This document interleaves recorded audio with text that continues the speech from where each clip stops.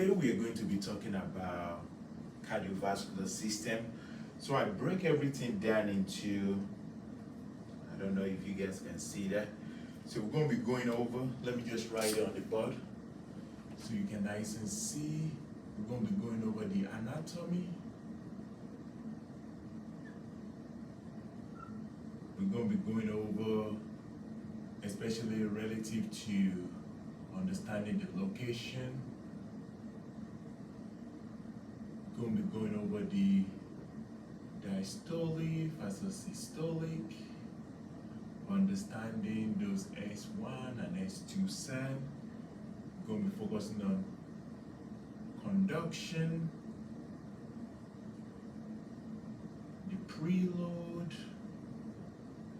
slash afterload. Then we're going to be talking about aging influence, talking about risk of CAD, talking about S3, especially those XX sand, talking about those Sisley murmur, so you can nice and understanding several factors that are associated with those murmur. Then we're going to be talking about especially scale of murmur, talking about edema. Hopefully I can get to the scale of murmur or the edema, so that would be good.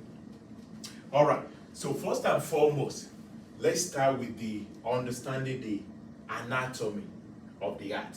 So when we are talking about the heart, I'm going to use myself as an illustration. So the heart is seated right there around the chest. So then right here around the left side of the fifth intercostal towards the lateral portion, which is like what we call the mid clavicular portion. This is where you're going to see the what? The apex of the heart. So now when we're talking about the location of the apex of the heart is located on the what? The fifth intercostal on the left side.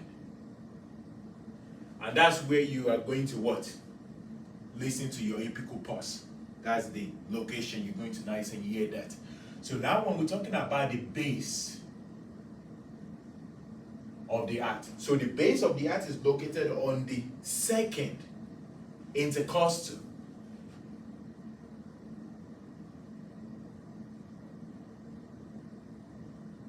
So when you think about the second intercostal, think about the bifurcation where those lungs nice and bifurcate to the right and to the left.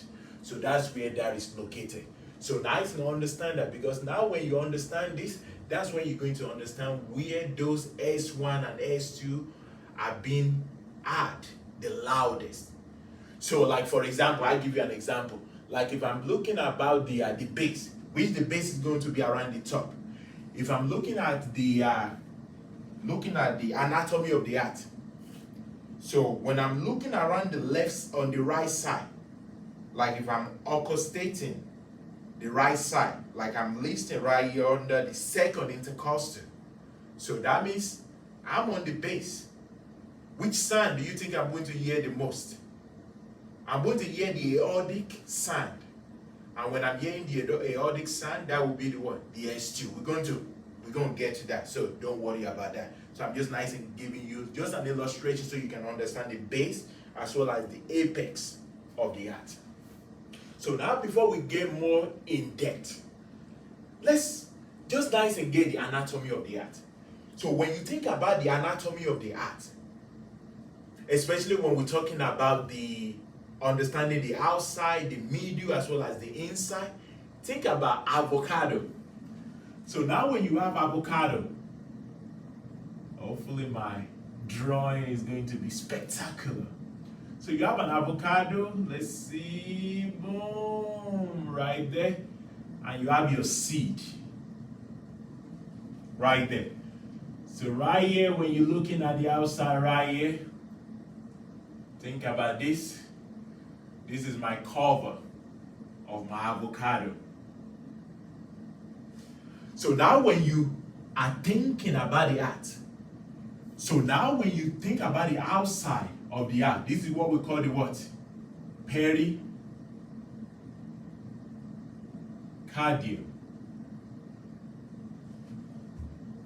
Making sense? Right? All right. So now when we're looking more towards the inside, this is more of the inside. This is when we have the what? Myocardium. Making sense?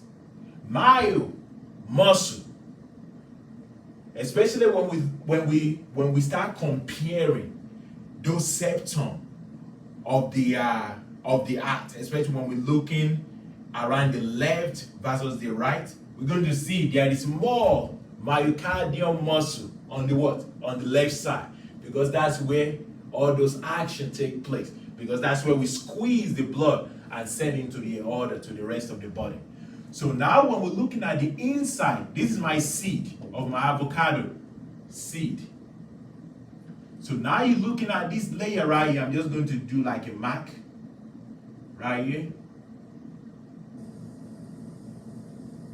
So this inside is what we call the what? Endocardium. Hope that makes sense. So you have to understand just the basic. Outside, pericardium. Inside, myocardium. And when you're looking at the inside, right here where we have those smooth muscle, right? That's when we're talking about the what? Endocardium. Hope that makes sense.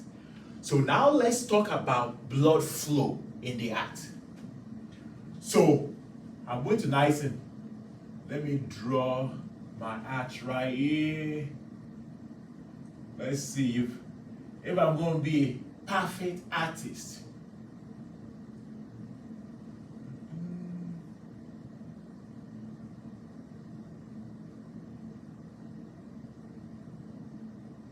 Don't mind my drawing, but you're going to get the gist of it.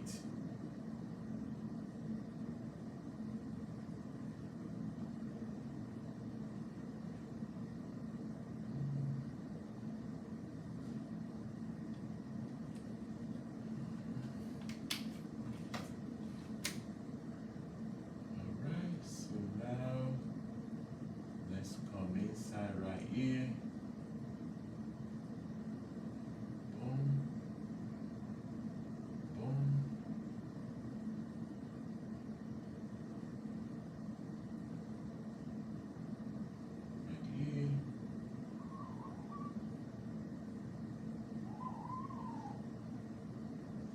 Many of you will be like, oh my goodness.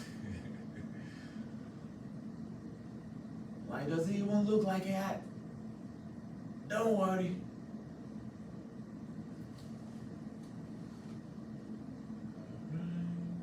Boom. So then we went nice and pull lungs. All right. Hope you understand the gist right here. We know this thing is just coming.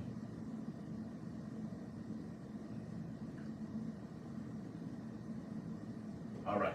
So you're going to understand the gist. All right. So think about this.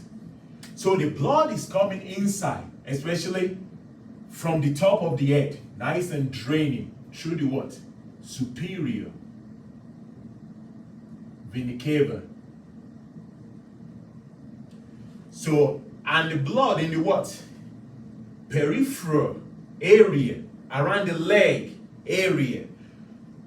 So now the blood is coming what? Draining through the what?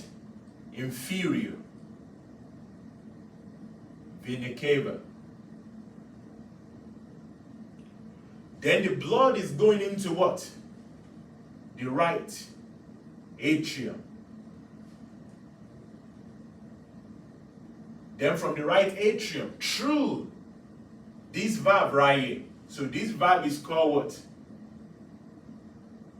Tricuspid valve. on the right side.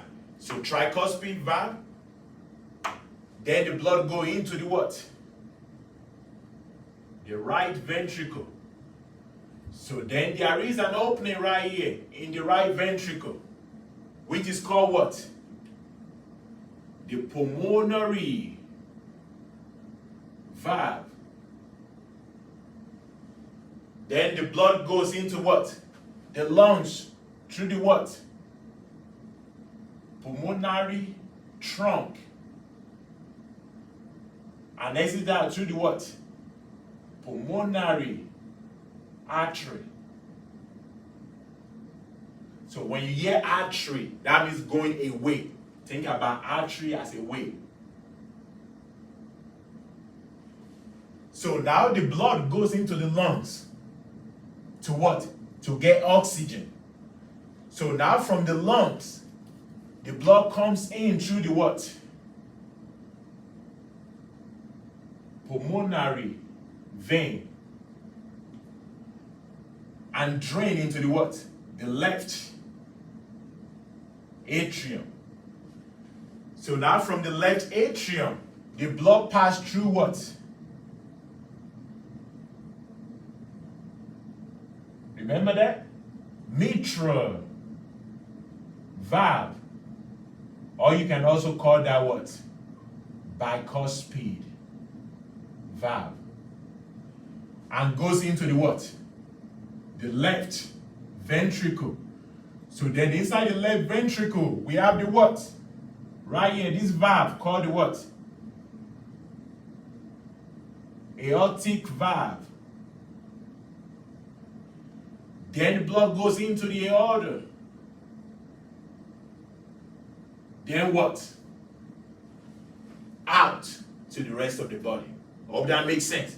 So now when you're looking about the blood flow through the superior, inferior, drain into the right atrium, from the right atrium, through the tricuspid valve, into the right ventricle, from the right ventricle, through the what?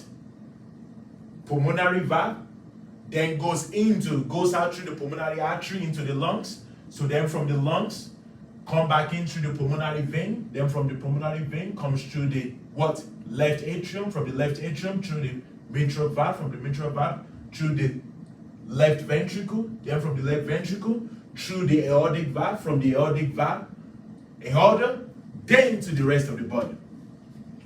All right. So this is the first thing that you need to first understand before we start talking about pressure, talking about sign that you should be hearing. So now when we're talking about, especially talking about some of these valve right here, you know this valve is like a net. And the net, we call that, it's like a bunch of tiny muscle.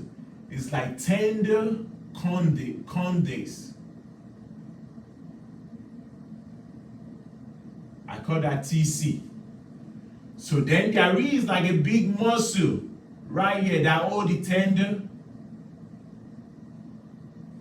condyles, which is what? The papillary muscle. Right there. You don't need to understand that, especially in our case today. I just want to nice and give you that insight right there so you can nice and remember. All right. So now we are still on the arch right here, talking about the base and the apex. So now let's talk about understanding the diastolic, systolic, S1, S2. Then we are going to go back to the base and the apex. I think that's what we're going to do. All right, so let's talk about diastolic. What is going on during diastolic? So when we're talking about diastolic, so what we're talking about is what? The relaxation. We're talking about what? The heart filling up. What are we talking about during diastolic? When the heart fills up, what happened to the tricuspid valve and what happened to the what? to the pulmonary valve or the aortic valve. So what I'm going to do now, so instead of me to be referring to the pulmonary valve as well as the aortic valve, so I'm going to call that the semilunar valve. Anytime I say SL, that means I'm talking about, so SL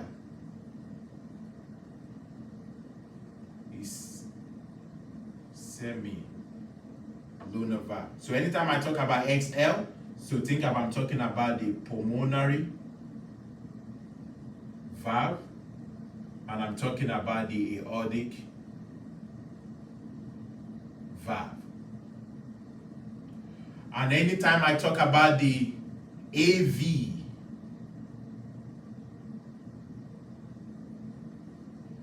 atrioventricular valve, so that means I'm talking about the tricuspid or mitral. So that will make more sense. So think about this. SL, semilunar valve, talking about the what? Pulmonary, as well as the what? Aortic. Now when I'm talking about AV, I'm talking about the tricuspid between the arterial and the ventricle, and between the arterial and the ventricle on the right as well as on the left. All right, so we already solved this situation, right? So now when we are talking about diastolic, we're talking about the heart relaxing. We're talking about the heart filling up. So now when the heart is filling up, what don't we want? We don't want the SL valve to be what? To be open.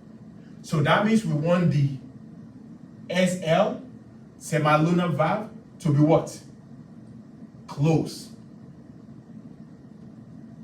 SL valve closed. And what do we want? The AV valve, we want it to be open because we are relaxing. We are filling up those blood on the right side coming through the superior and the inferior. Then from the lungs, we want to nice and make sure the blood is nice and coming in. So that means we have the what? AV valve. They are what? Open. Is that making sense? Diastolic, relaxation, filling up. Blood is coming in through the ventricle. Those semilunar valve, they close. Because what? We want to build that pressure in that ventricle. So now when we're talking about systolic, so we're talking about contraction. So when we're talking about contraction, so that means what? The heart is not filling up. The heart is what? Pushing the blood out through the ventricle, out of the ventricle.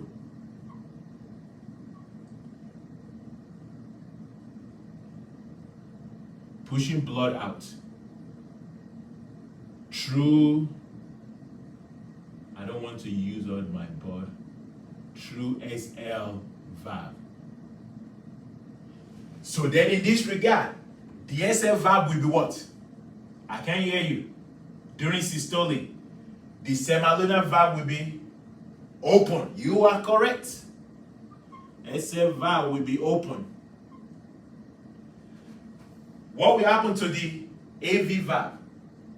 Will the AV valve close or open? Got it. So the AV valve will be what?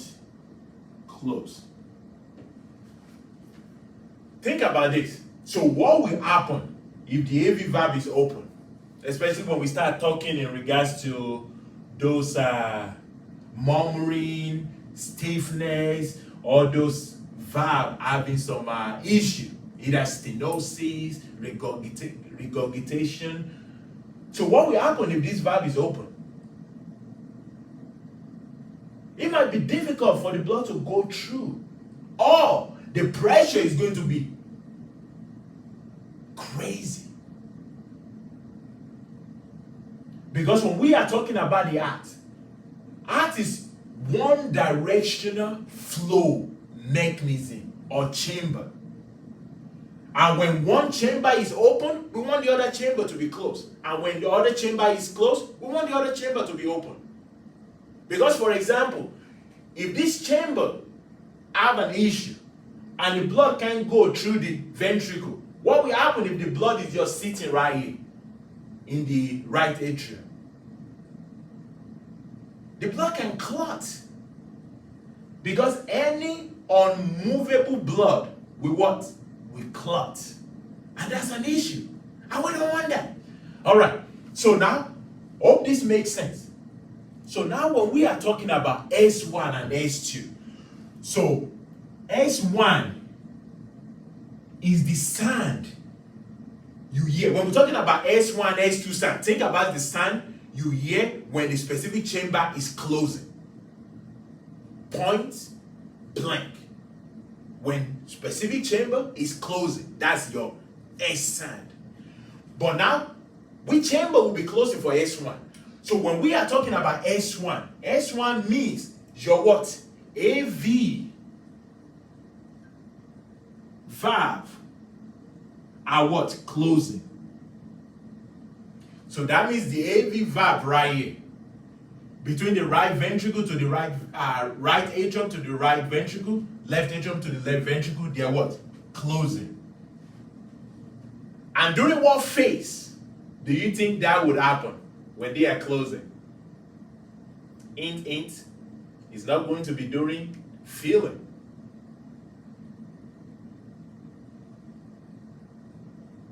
It's going to be during ceasing.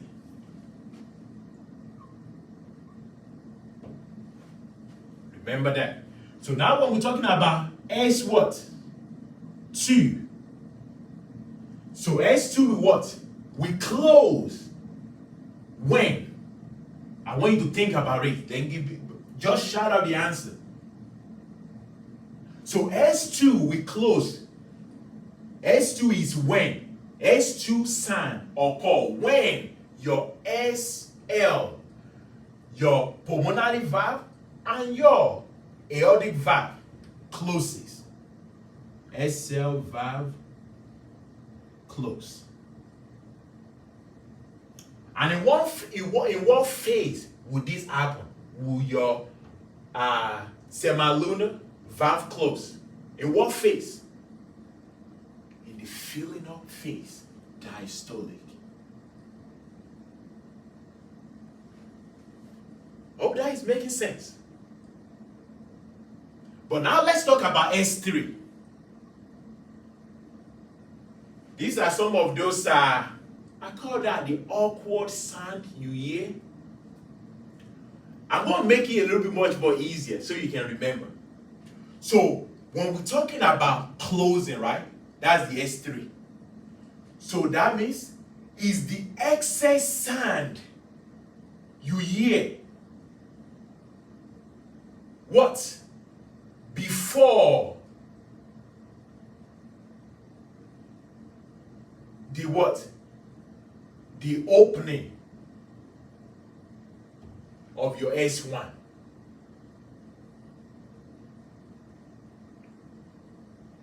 So that means, so you hear your S2, boom. It's nice and close right here. But then you hear additional sound before the end of your S2.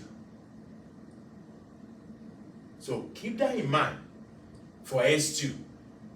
This won't be normal for adults, but typically in children, that can sometimes be a normal sound, especially in children. We're gonna come back to S3. I just want you to nice and get you into that leap of S3 without really explaining it a little bit further yet. All right, so now we already talked about diastolic, we already talked about S1. So now let's go to the base and the apex. So now when you think about me standing in front of you right now, so now when we are talking about the base of the heart, which is where those blood vessels are what? Connecting to the heart. So that means it's going to be around the second clavicle. So now what sound will you hear loudest at the base of the heart? So what sound will you hear? So at the base, loudest. So when I am nice and putting my T-scope and I'm listening to an individual heart, if I put my T-scope right here on the right side, around the second intercostal, I'm going to be hearing what? The aortic valve right there. So that means at that point, at the base, so that means my what? My aortic valve will be loudest. So now when I move to the left side on the second, that's where I'm going to see my what? My pulmonary valve right here. So that means it's going to be loudest at the base. But now as you go down to the third one, that's where you hear your ERB. Then you go to the fourth one. You see? On the fourth one, you can see I'm going more towards the apex. So now on the fourth one, so that means loudest at the apex. If I can spell that.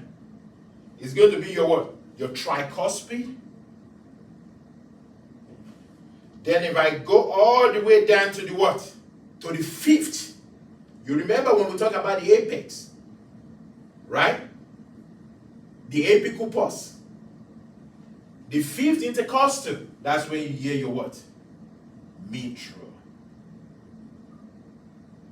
So that will be loudest. So that means on the apex, your what? Your S1 will be loud. And on the base, right? Your what? S2 will be loudest. Hope that makes sense. All right. So now let's go to conduction. So now when we're talking about conduction, we're talking about the ability for the heart to contract. Because it doesn't just happen. Just like sometimes you are like, what is going on? How does the heart even contract?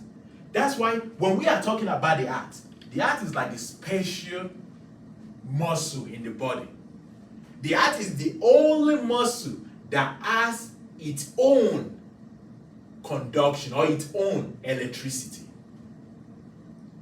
But now when we are talking about how the heart really conducts electricity to make sure everything is nice and synchronous contraction.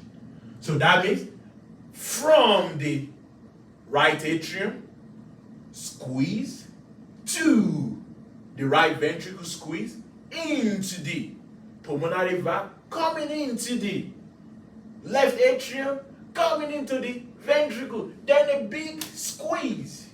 How does that happen? That's when we talk about what? Conduction. So everything starts right here, which is what we call the what? SA node.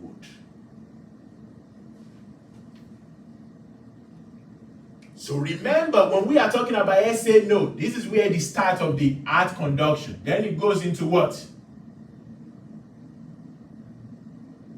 Right here, which is the what? AV nodes. So now from the AV node, that's when we have what? What we call the bundle of ease.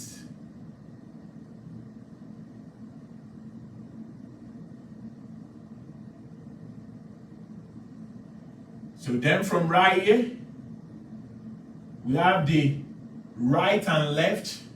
I'm just going to bring both of them together. Right and left. bundle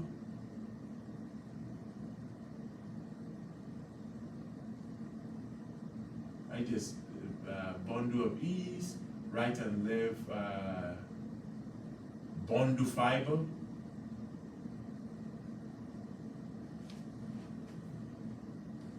So then from right there, that's when we have the what? Those tiny one, which is what we call the what? Purkinje's.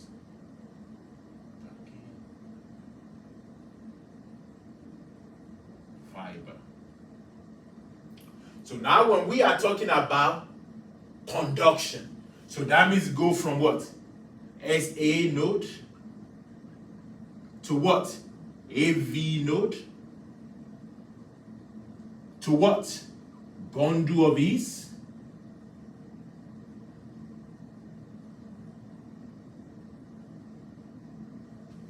sometimes people just nice and say Purkinje fiber next, but then it's like right and left,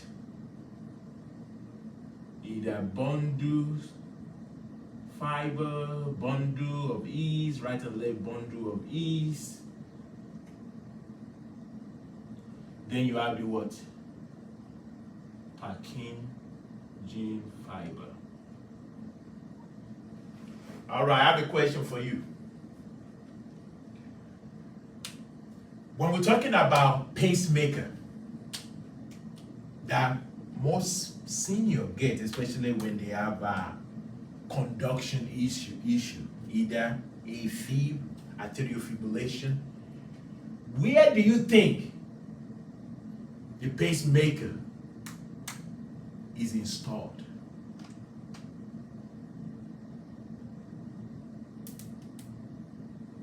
Think about that. It is installed in the what? In the SA node.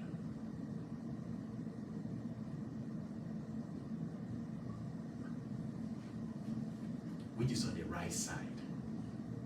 That's why you see most people have a pacemaker on their right side.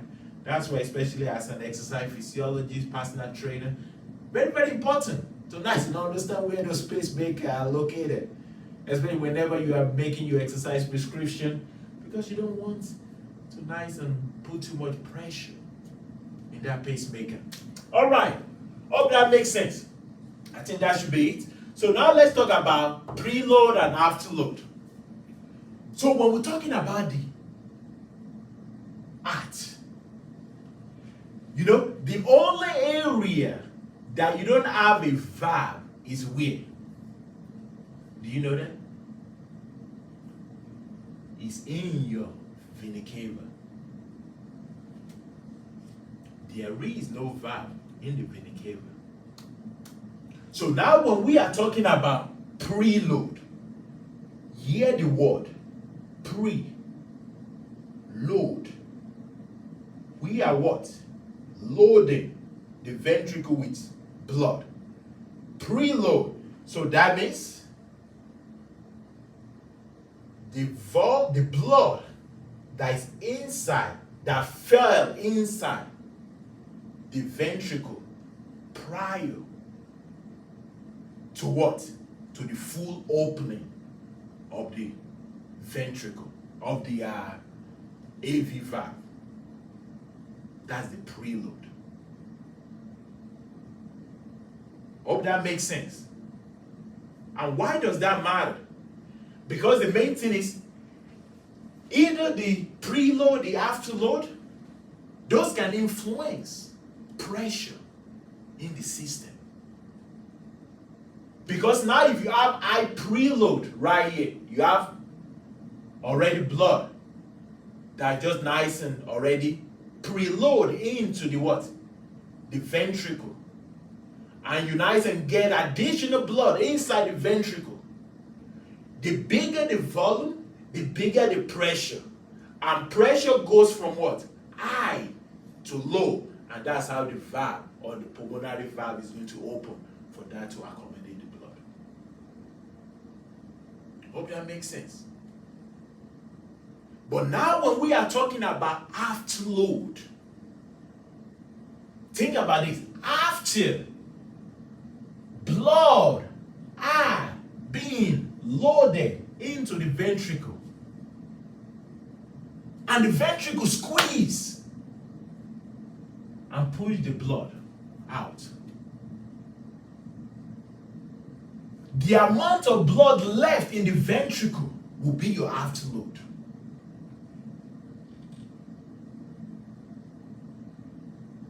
Hope that makes sense. I want that to sink in before I progress. So what factor do you think can influence afterload?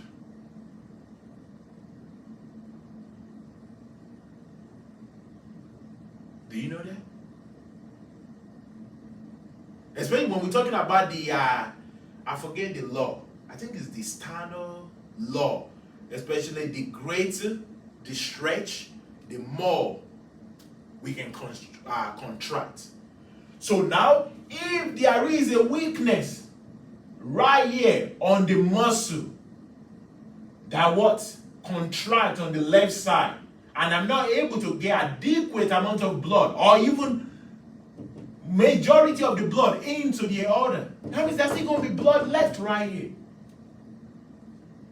So that means the bigger the afterload, the lower the stroke volume. Hope that makes sense. Think about that. The bigger the afterload, the more pull you have on the left ventricle, the lower your stroke volume, which is the volume of blood going out into the rest of the body. So with that being said, let's talk about cardiac output. Because when we talk about cardiac output, is what? Calculated with what? Stroke volume times heart rate. So now when we're talking about cardiac output, is the volume of blood in liter per minute.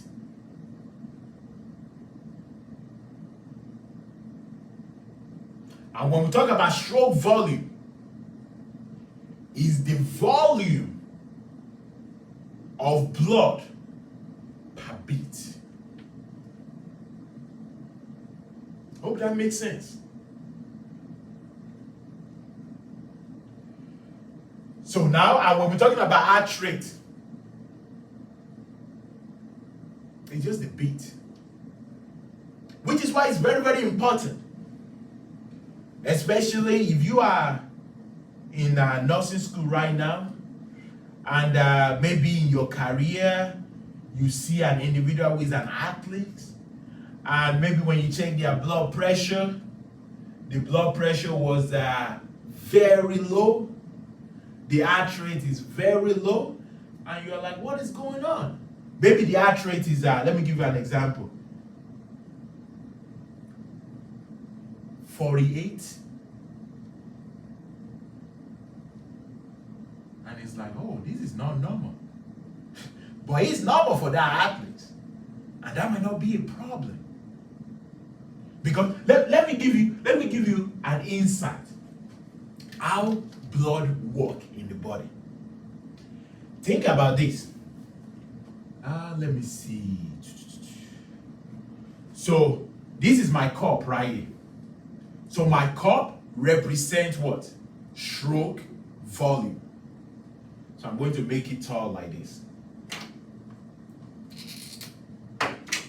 So this is my second cup, which represents stroke volume. Right? Think about this. If I'm able to get bigger volume and I'm able to push it inside the aorta, would that affect the rate at which I'm pouring? So that means I'm going to be pouring. The rate is going to be less because I don't have to pour too much, especially when you have high stroke volume. But now, I'm going to nice and we're going to get there. I want you to get this.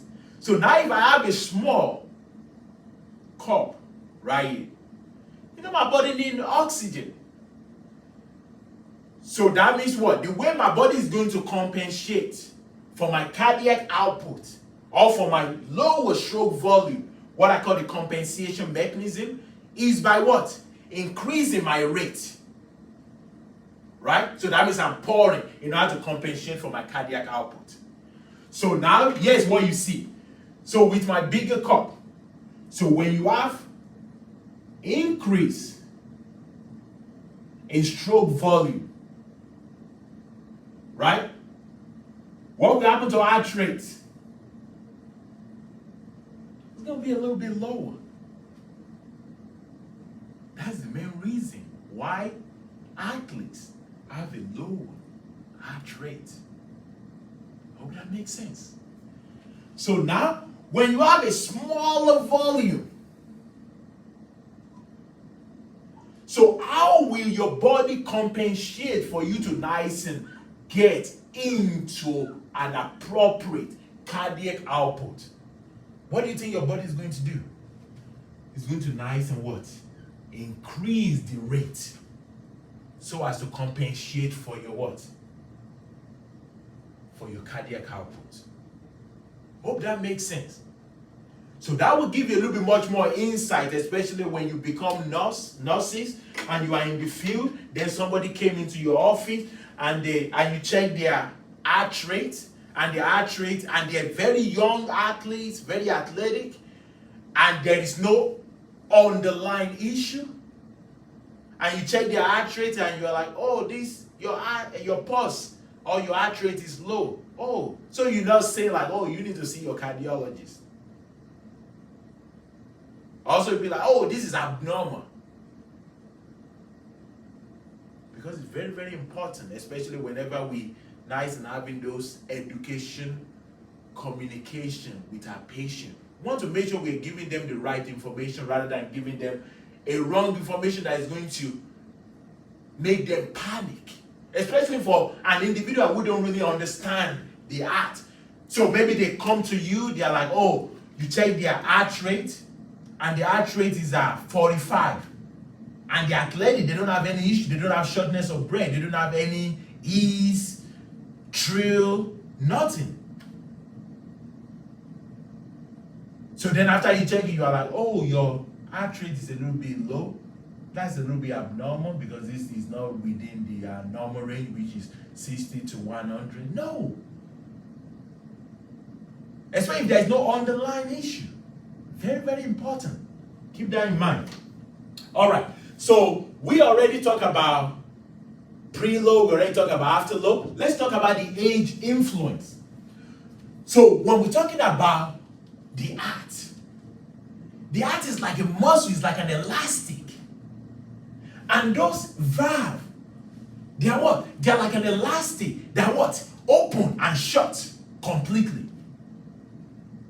But now as you get older, guess what? Those left ventricle, the muscle right there, they walk. They what? They get hypertrophy, they become hypertrophy. So that means they increase the muscle in that area. So now when we're talking about age influence, especially when we're talking about all those things we've been discussing, that's when we're talking about what? Compliance. Talking about what? Part of compliance is what? Elastic. Elasticity. Because now, if everything is stiff, that would what? Increase my pressure. If I have a stenosis in my tricuspid valve, so that means they're not able to open completely, there is going to be what? Less blood in this area. Then that would affect my pressure. Or if the stiffness is causing this to open widely and it's not able to close, and I'm having too much blood in this area, and this is not able to close, that would affect pressure. Because we want a what? Everything needs to be a closed system.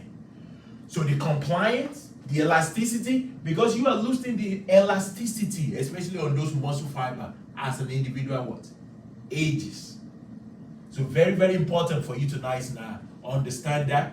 So regurgitation, especially when those valves are not closing completely, that means you have some, I call that a leaky valve.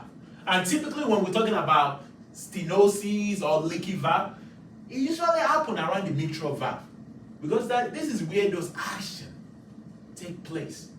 A lot of action take place right here, because this is where we are really building that pressure so as to get it to the rest of the body. Hope that makes sense. So and when we're talking about especially risk factor for cardiac disease, so family history,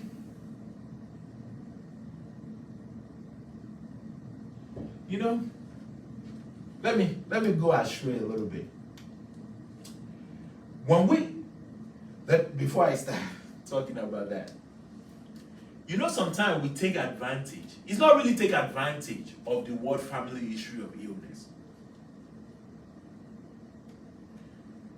Because when we are talking about family history of illness, that means we are talking about, the great-grandfather has hypertension, so that means my chances of having hypertension is higher.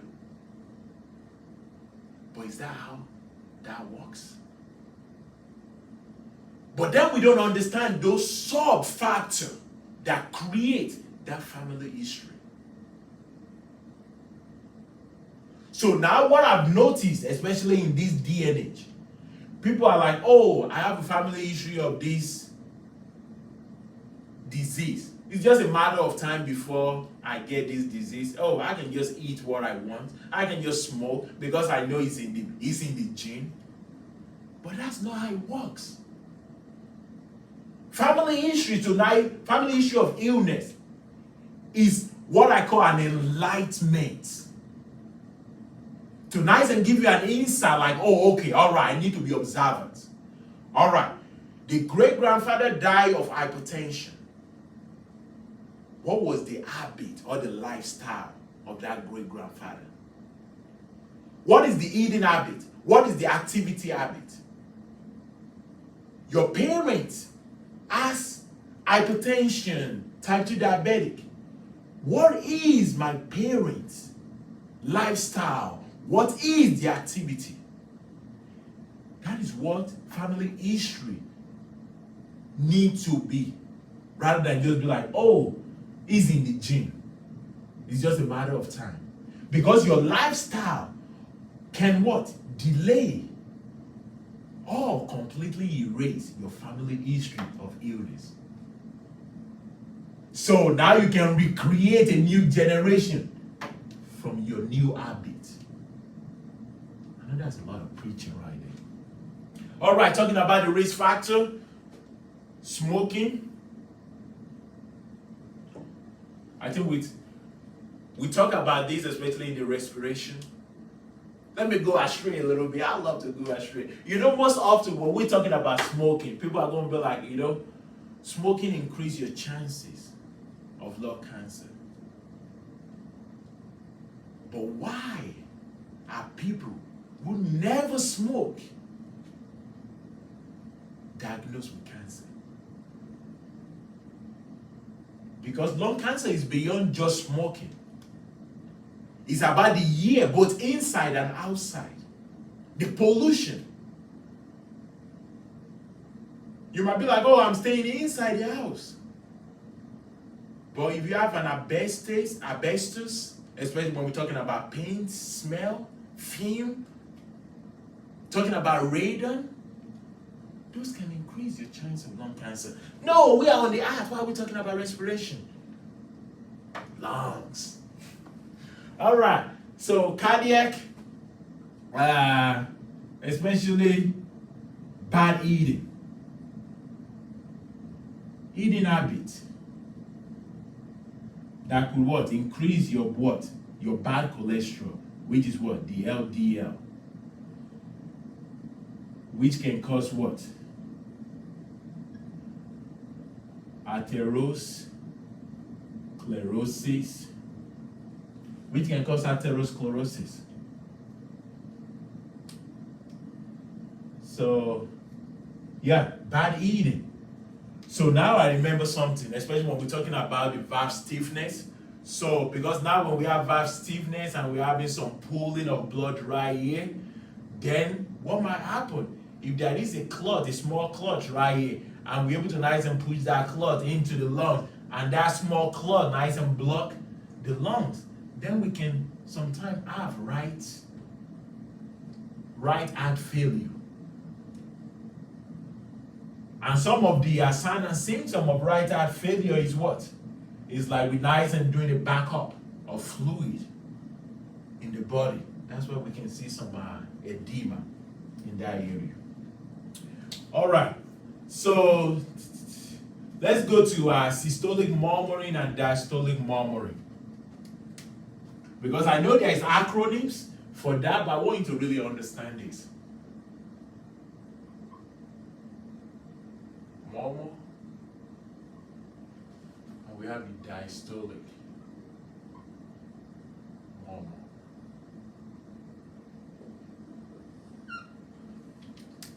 So you all understand, when we're talking about murmur is not a good sign.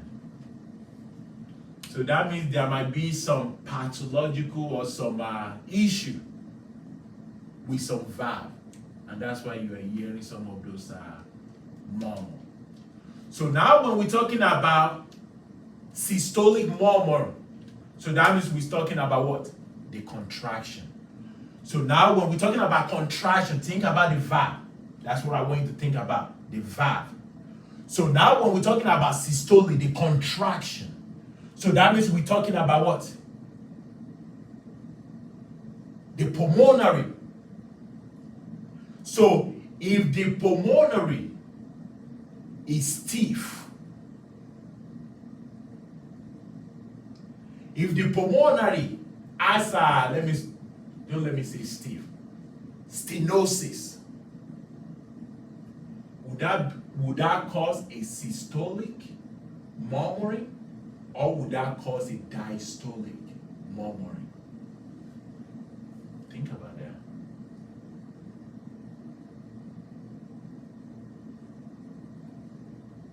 Because this is stiff. So then that can cause what?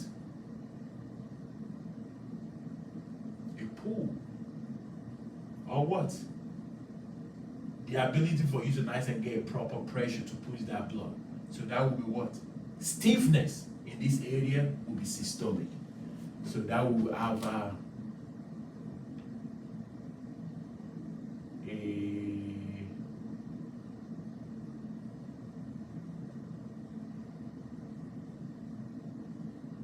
aortic stenosis, aortic valve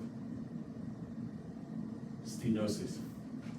So you can see when we're talking about contraction, we're going from the right side, right? We're also talking about the left side. What am I saying? So that's on the left side. That would be the aortic stenosis. Then on the right side will be pulmonary valve stenosis.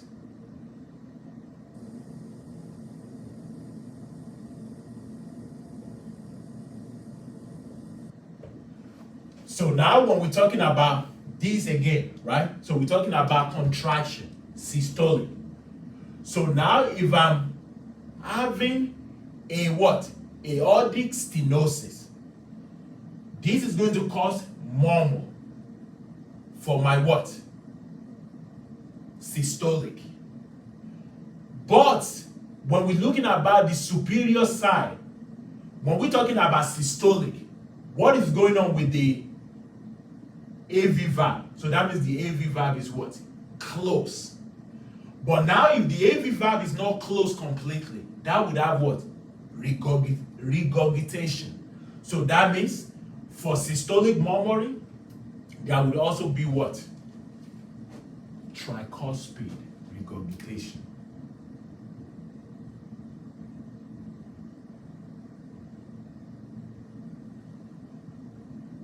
Regut. And that's the same thing on the left side. So now, if I have a stenosis right here, so that means I'm going to have a what? If I have a stenosis on my aortic valve, so that means I'm going to be hearing what? Systolic murmur. So this valve is closed. If this valve is not closed completely, then that will cause what? Regurgitation on the what? Mitral.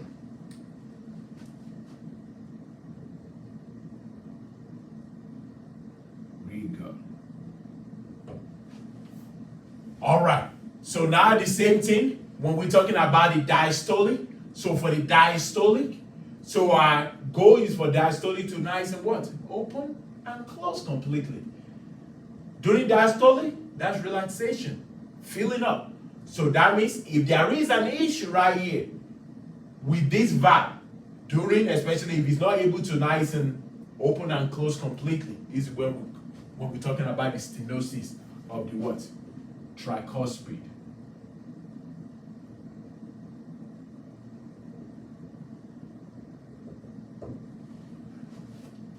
All right, and when we go to the other side, the same thing would happen right here. But we have the diastolic. If there is stiffness or stenosis in this area, then you're going to hear that murmur. That's when we go with mitral stiffness. All right, so now when we go right here, so understand this. We are diastolic. So that means this is what? Open. But it's not open completely. Right? So then there is issue right here because of stenosis. But now if this valve right here has some regurg, so that means there is some pooling of blood coming back. Because it's not closed completely. That's where we have what? On the diastolic, that's where you can have the pulmonary regurg. And the same thing on the other side, on this side as well. The goal of this is to close completely, to open. During what? Filling up. So now, if this valve right here is not closed complete, then we can have some regurg on the aortic.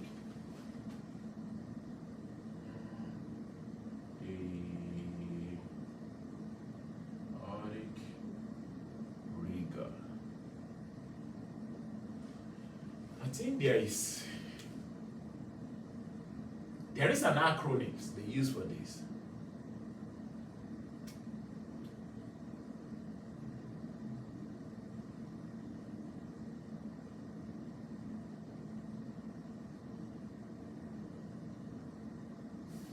Let me see if I can remember.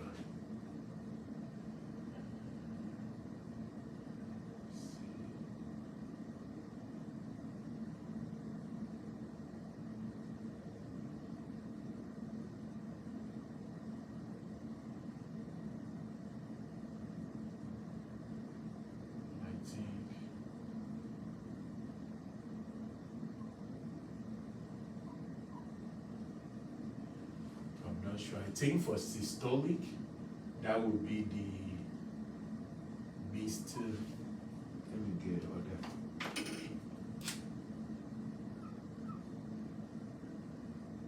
It's not a proper word. I won't say that. Then for this one, I think that would be the.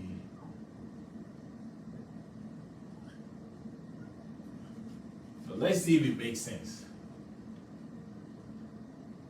So, mitral regurg,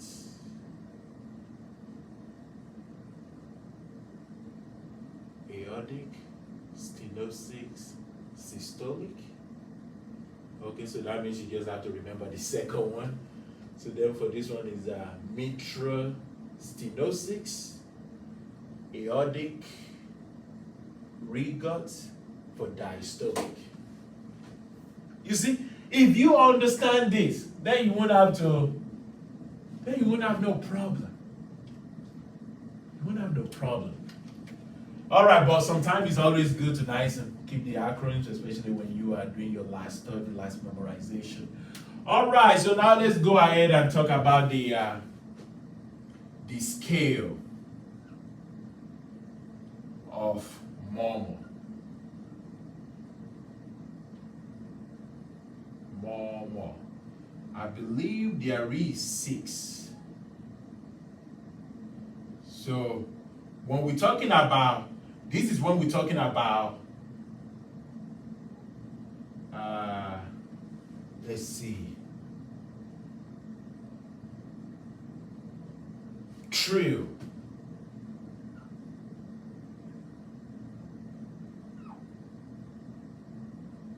Which is, trill is more of like a vibration.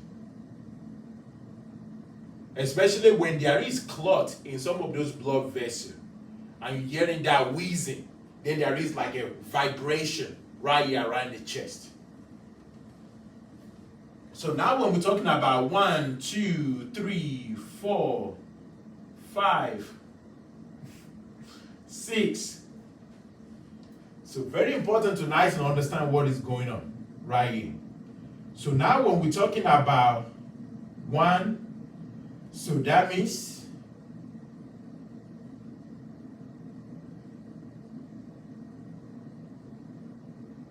let's see,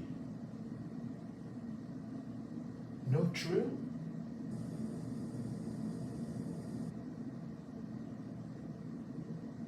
So this is like soft, like low, very low sound, and no trill. That means no vibration. So now this one right here, this is low when it comes to sound of the murmur. But for an individual who is a little bit novice or like new to listening to art sound, this might sound loud. Sound loud on inexperienced individual.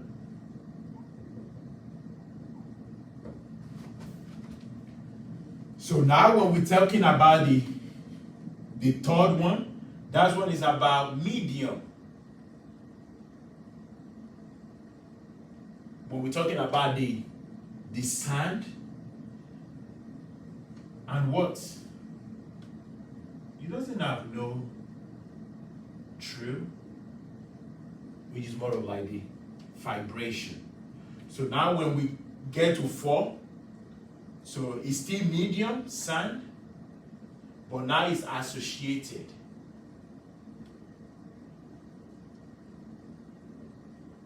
with trill. I think it's trills or something like that. Which is more of like the vibration because of what? Especially when you have that stiffness is inside those valve or inside the vessel, then it's just like a lot of like vibration, especially due to the pressure, because now you have a narrow vessel. So now when you talk about 5 and 6, this is loud and it's associated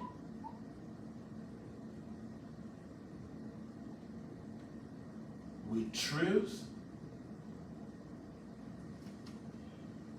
And for 6 is very loud. And you don't even need your T-scope to listen to the trill. You can feel it.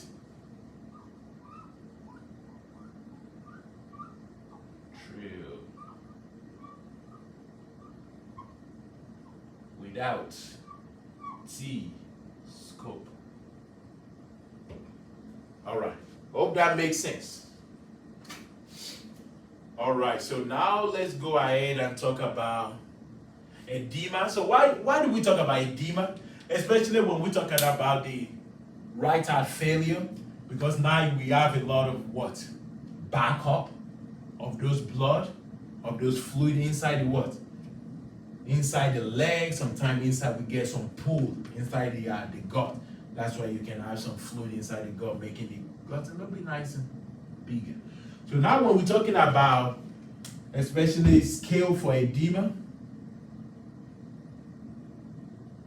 it's been a long time. Let's see, for edema, I think that should be from 4, 2, 3, 4. So now, when we're talking about edema, so for the first one, we just go nice and say mild, right? Especially when it comes to just the what do they call it? The pudding or pudding, like when you press on that, on the leg, right there, the pudding, you know that. Then we have moderate for 2, and this one is going to be deep, right here, and it's very deep for 4, right there. So that's the first thing. So now for the first one, because it's a little bit mild, so that means sometimes it doesn't appear, does not appear swollen. Yeah.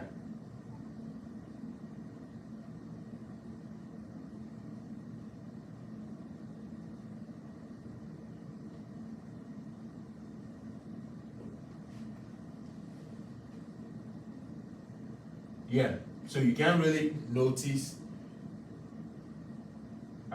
swell. You can't really notice swell. And let's see. Yep.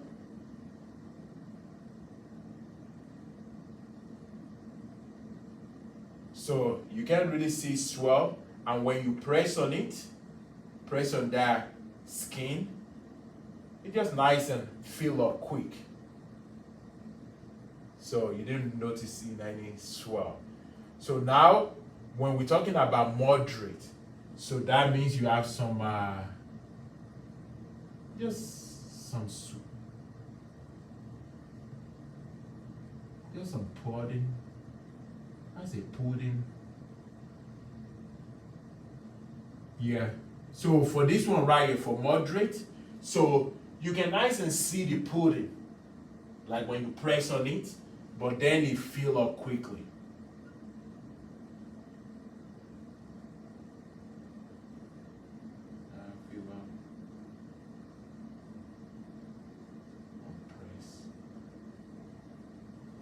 So then for deep, so for deep right there, so when you press, so you feel some, when you press on it, so you can feel some deepening of the skin. So then fill up within short period of time. Short time. And just appear swollen. So then for 6, very deep, especially when you press on it, it's like very deep, but then fill up.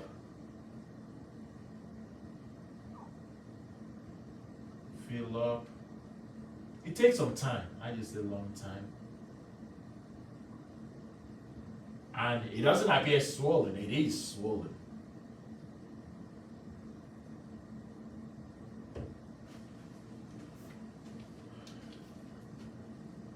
All right, so hope that makes sense. I know we've been talking for quite some time. I think we're still missing, the S3 and S4. All right, so when we are talking about S3, think about S3 is the sound you hear after your S2. And when we're talking about S2, as we mentioned right here, we're talking about what? The valve closing of the what? The semilunar which is the pulmonary and the what? And the aortic. So now for the S3, that's the sound you hear after your what? The closure of your S3, which sometimes it might be due to either the aortic stenosis, aortic regut, or it might be due to the regut of these valve, right, which is the tricuspid valve. So now when we're talking about S4, so S4 is just the extra sound you hear after the closure of your AV. I think there's something they call atrial kick. It's similar to atrial kick, which is the final push before the final closure of those AV and the right atrium and the ventricle. All right. So let's see some of the other stuff. So do you understand especially some of those lab work that you can use to check either there is a damage inside the heart, inside the brain? So one of those is blood troponin. That's one of them. Then there is I think CK and something CKM. Just remember, creatine kinase. So yeah, just remember that. So then there is let's see, there is another one, which is what they use to check when we talk about blood clotting ability. When we're talking about blood clotting ability, it has to do with let's see, I think it's more of like international normalized time. Then it's like PT. Yeah, so that would be prothrombin or thrombin.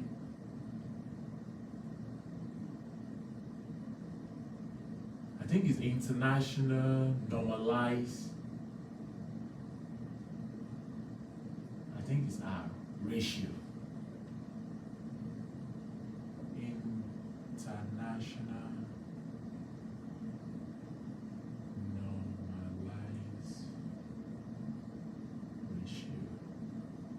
So when we talk, this is one of the most popular ones they use. So, and this is separate. This is when we're talking about clotting, just nice and see how fast the blood can clot. INR, international normalized time. Then for the creatine kinase, especially when we're talking about the heart damage, talking about stress, talking about damage in the brain. So that's why they use different lab work. But most popular one is troponin. So keep that in mind. All right, I've been talking for quite a lot of time. So I hope this helped, especially when we're talking about the cardiovascular. I believe if you just listen to all of this, because my goal is not just to teach you because I know this. It's just to teach you so you can nice and think about it and just continue to. Because one thing about cardiovascular, if you understand it, it's easy to do, to nice and recall. Just like when I'm talking about this right here.